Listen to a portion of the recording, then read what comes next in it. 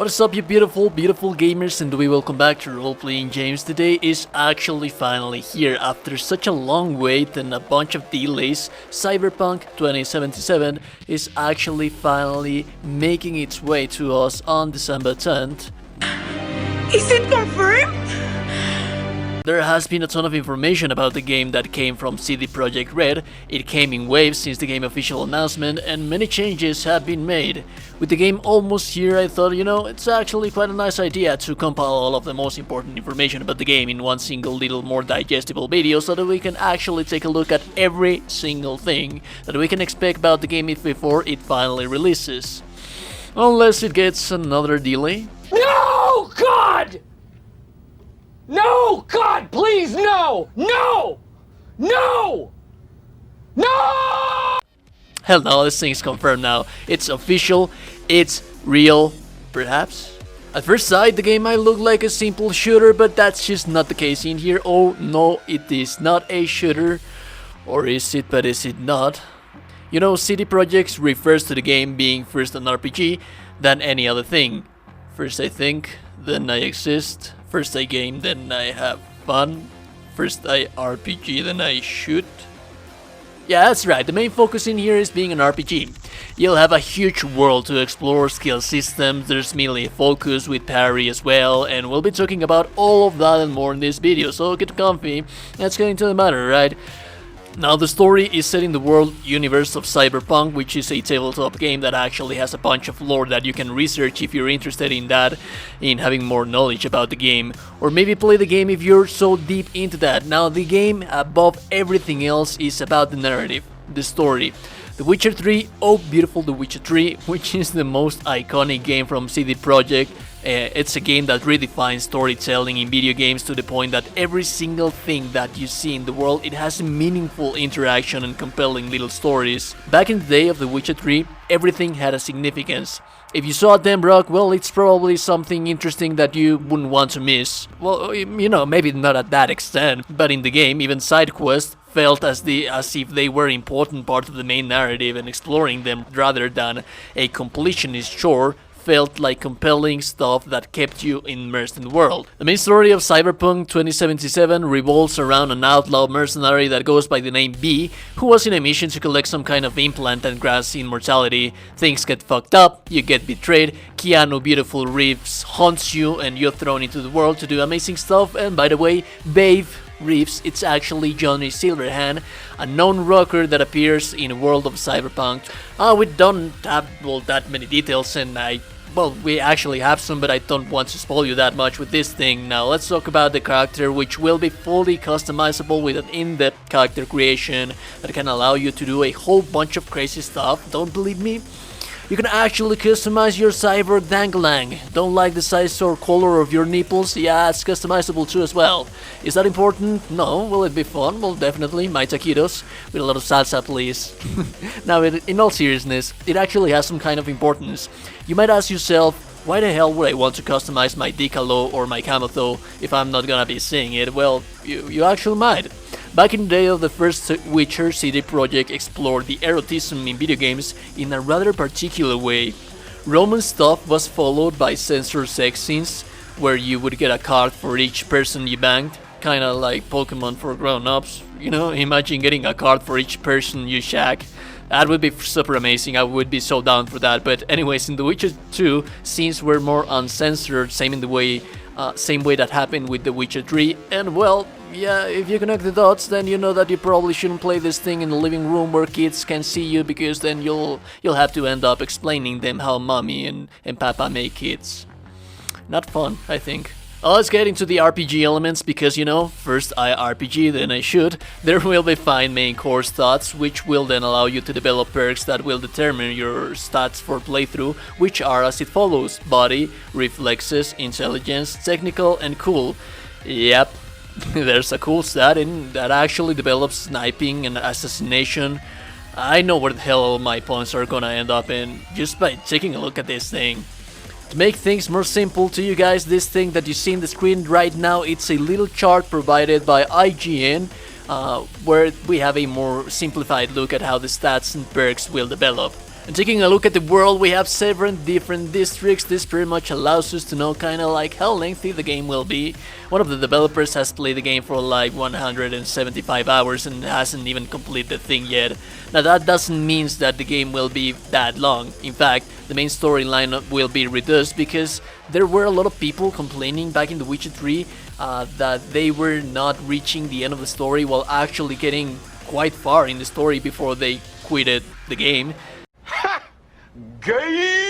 Side quests are handcrafted, and you can even finish the game by doing this side quest without actually completing the main storyline, which will be interesting to see how that develops. We have 7 different districts in here which also impact your life paths, which will determine your prologue and how you start the game.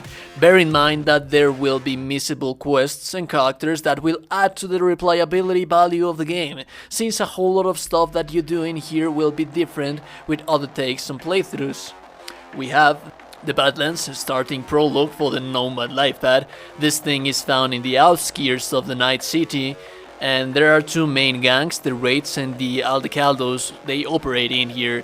And then we have City Center. This is pretty much the fancy business people place. Here you'll find the 7th Held, a nightclub where you can actually do outlaw stuff by night. Haywood, which is the strongest marketplace, and it's governed by the Valentinos, a gang with a heavy grudge with the 6th Street of Santo Domingo.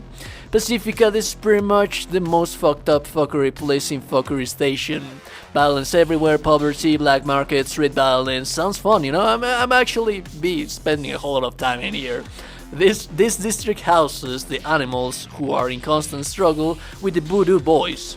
Santo Domingo, which is the American elitist ideology place where you find factories, industrial complexes. This district houses the 6th Street Gang, a group that supports traditional American values, and they are always at struggle with the Valentinos. And then we have Watson. This district has been changing constantly, raising and falling from grace time and time again, and now it seems that it's getting back on its feet, although well climb rating here it's cluster fuck ups. Well, the architecture, at least, it's a beautiful place. I think you'll find here heavily inspired by both China and Japan. And then we have Westbrook, which is pretty much the place for la creme de la creme, the social elite, the greeny owners, the noise people living. And the level of verticality that we'll have in Cyberpunk 2077 is said to have a huge importance in the games. At first sight, Night City and its skyscrapers look goddamn huge, dude, and it seems that they're not just part of the scenery. According to CD Projekt Red, you will be able to explore the buildings and that there will be different activities and different levels on the floors of the buildings. And then we have vehicles, which also have a huge importance in the games as they come in different shapes, colors, tastes and sizes. We have the economy, executive, heavy duty, sports cars and hypercars, as well as motorcycles. Each and every single one of them is crafted with the utmost detail, paying attention to the chassis, interiors, and they're all said to have special feeling to drive them throughout the streets of the Night City. So if you're a fan of cars, there's plenty for you to choose through your ride in here. And finally, but most importantly, oh boy, loot. I get excited, alright? I'm a loot horde. What do you expect of me? There will be different pieces of clothing that will impact your gameplay that are said to be focused depending on styles of life path, and as of weapons we have quite a healthy number of stuff as well. We have power, cyber, tech, smart and melee weapons, which go from snipers, shotguns, ARs, you know, the usual drill. On melee is said that there will be a parry and blocking mechanic as well as some dismemberment stuff. And there are the cyber weapons, which are body cyber enhancements to make your body open up and become a cyber freak that kills people brutally. I'm down for that stuff, you know? You will also be able to modify your weapons with enhancements and attachments that will just make your little babies of a weapon be more attached to you as well. Yeah, that was a bad joke. Everything is bad joke in this channel, but anyways, let's continue, alright? Loot will come in your usual color differentiating variety of gear that we've all come to love and be accustomed in RPGs. And finally, there are some YouTubers and streamers from all around the globe that make appearances in the game as ads, NPCs and stuff like that. I don't know, how do you feel about this, guys? I mean, I think it's a cool feature, you know. And some of them, like Alana Pierce, will only be seen during, like, well, the Nomad life path. These guys are missables as well, with quests and stuff like that. And speaking of life paths, we've talked about the world and the districts, and, well, yeah, life paths will have a huge impact and importance in your playthrough. First, they'll define your first hour and prologue of the game. After that, each life path unlocks different dialogues, quests, and all in all, just make your life easier in specific parts of the game. There are 3 life paths: Nomad, Street Kid, and Corpo. Nomads can of course take the utmost advantage of dialogue with people in the Badlands, while Street Kid can move with celerity and mastery throughout the darkest coldness of the night city, since they know the dealers and the lower practices very much in the city. And lastly, we have the Corpus, that, well, they can move around better with La Crime society. Bunch of hassles. I won't judge them just now. I'm just gonna wait for the game finally launching to see. Well, I think that every life path will be interesting to explore, you know. And with that being said, that's pretty much everything. The most important aspects of the game you need to know before getting out there and have a great time with the game. Do let me know in the comments below what you think about the game so far. What kind of life path will you choose, vehicles and stuff like that. I'm really interested in hearing your opinions about these things, guys. With that being said, I'll see you beautiful gamers. Don't you ever forget that each and every single one of you are beautiful people. See you later. Stay awesome, stay safe, stay beautiful. See you in the next one.